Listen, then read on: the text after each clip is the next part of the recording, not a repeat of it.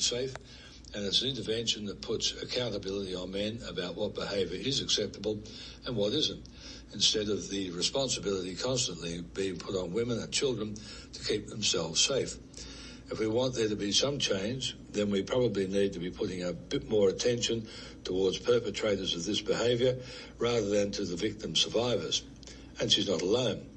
A landmark new report by Superintendent Andrew Hurst, a recently returned Churchill Fellow who served for 26 years as a police officer in Western New South Wales, recommends Australia explore prevention models like those seen overseas.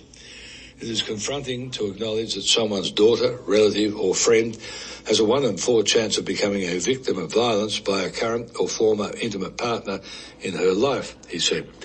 It means that 20% of girls in the playground at every local school will be a victim of sexual violence, and a quarter of those same girls will be a victim of intimate partner violence sometime after they turn 15.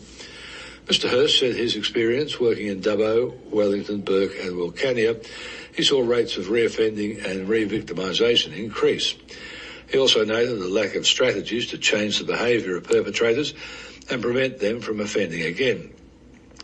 Repeatedly arresting the same perpetrators for committing violence against the same intimate partners has many law enforcement officers, like myself, questioning whether our current systems adequately safeguards victims, he said. Between July 2022 and June 2023, the Dubbo Regional Council area ranked 8th in New South Wales for recorded domestic violence assault incidents, with more than twice the state average.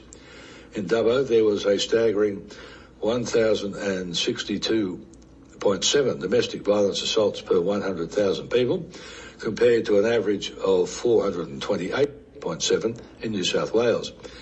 Sometimes those increasing numbers also reflect that people are more able to report domestic violence.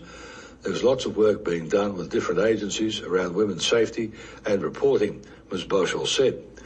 In 2020, Mr Hurst went on a Churchill scholarship which took him to Canada, the USA and the UK.